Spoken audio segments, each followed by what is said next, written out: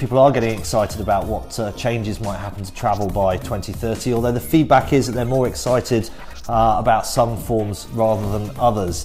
The most common and most popular in terms of what will be here is probably unsurprisingly driverless cars. I think everybody's aware that those are already being tested in many countries around the world, and there are already smart highways and even a smart bridge right here in Germany. The next most popular that the people are excited about is the advent of Hyperloops.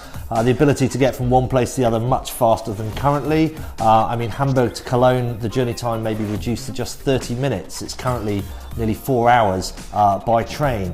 Then there's some slightly more far off and futuristic thoughts on things such as maybe teleportation. Only 1 in 10 people think that that's going to be here by 2030. And we should bear in mind that actually 1 in 5 people think that things aren't really going to change much by 2030. Let's not forget that the flying cars of Blade Runner, the original, was actually set in 2019, and we are still a little way off.